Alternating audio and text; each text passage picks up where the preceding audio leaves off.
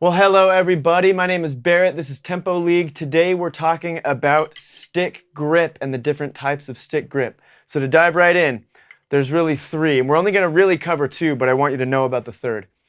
And we're going to start with French grip, which is your thumb straight up at the ceiling, okay? And then there's American grip, which is kind of like a 45-degree angle. And then there's German grip, which is the back of your hand pointed straight up at the ceiling.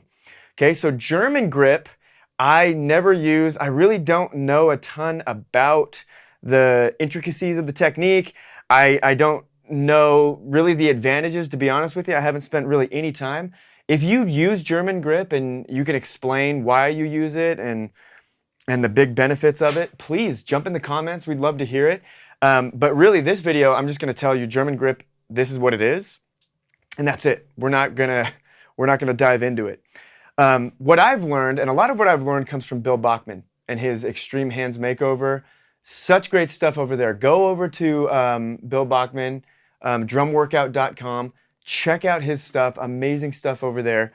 But what I learned from Bill is that finger control is much more difficult with German grip, right? Your fingers really don't have a lot of access to the stick when your hand is in this position, with the back of your hand pointed at the ceiling, right? My fingers are kind of out of play here. They're off to the side. Whereas the most finger control, and this is where we're going to start, the most finger control happens in French grip, when you've got your thumb pointed to the ceiling. And that's because, look, if we hold the stick like this in our fulcrum, then you can see that. See that play that it has there?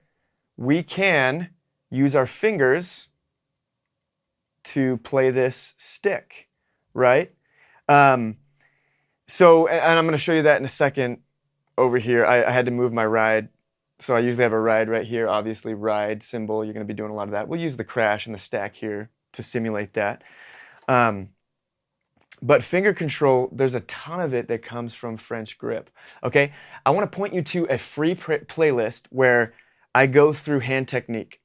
And I go check that out. We start with the free stroke or the rebound stroke, and we go on through bouncing the stick, and fingers come into play there. So I'll link to the video here, but check that video out, but also start back at the beginning and build your hand technique, because this stuff is all going to be so much easier when you actually have hand technique built up.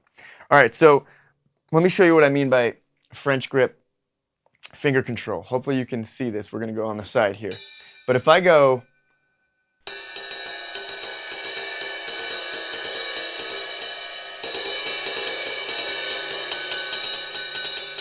Okay, that ding-a-ding-ding, I can't get that unless I'm using my fingers. If I'm holding the stick tight and I try to go, I mean, that sounds like I'm holding the stick tight and trying to muscle each of those hits out, right? Instead of... So that comes from finger control, okay? And that's French grip. Now, some things to think about with French grip.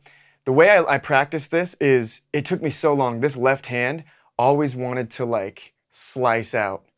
So it really was a matter of just spending so much time trying to match my right and my left, and still the left doesn't feel as comfortable. It just takes a long time. This right hand gets a lot more use than the left hand, right? For me, I'm right-handed, so I use this on the ride and such. But that's what it is. I just sit here and do like 8 strokes on each hand, so like...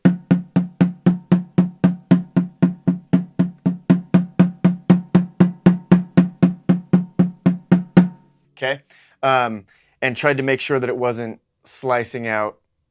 I know when I play that, it's off to the side. You can't see it straight on, but...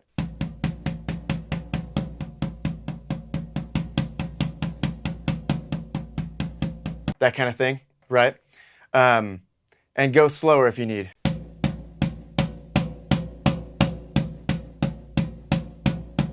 Okay, so a lot of like ride cymbal. Sometimes with ghost notes, when I need a little bit more intricate finger control, I might switch over to like a French grip. But a lot of times French grip for me is exclusively, pretty much exclusively ride cymbal and like hi-hat too, like...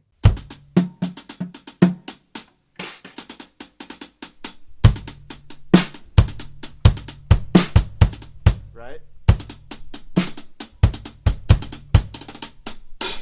So French grip coming into play there. All right, now American grip, this is where I spend pretty much all my time. So with American grip, you're not going German with the backs of your hands pointed straight up. It's more of a 45. Okay, can you see that? 45-degree angle, not like this, not like this, pointed kind of in. And when we do these exercises with like free stroke and stuff, this is what I'm always in. And this is where the stick comes back. For me, the thumb is mostly on the side. You can see that. But sometimes it does come up more on the top. Again, Bill Bachman, learned this from him. Bring it more on the top, and that's when we're like stopping the stick. When you're playing a free stroke, it starts to bounce back up, and you want to stop it, your thumb could come up to the top. That's a big advantage of American grip as well. But yeah, I mean, this is just a very comfortable grip, a lot of access. You can do a lot from here, still have the benefit of finger control, because if you think about it, we're not like this with the fingers off to the side completely. We're not straight up with the most access, but we're in between, and your fingers totally can still access that, right? So.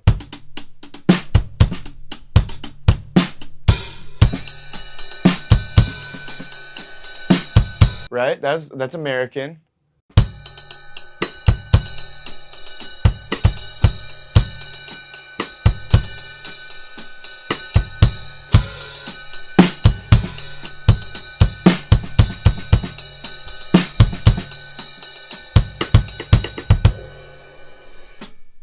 So, kind of get that flow. And I was not playing French. That's French. I was playing American, right? So those are really the two I use, French grip, American grip. Go check out my hand technique videos, really dive deep into that hand technique, build that up. But I wanted to have a video to reference when I say American grip, French grip, and kind of talk about the benefits of each.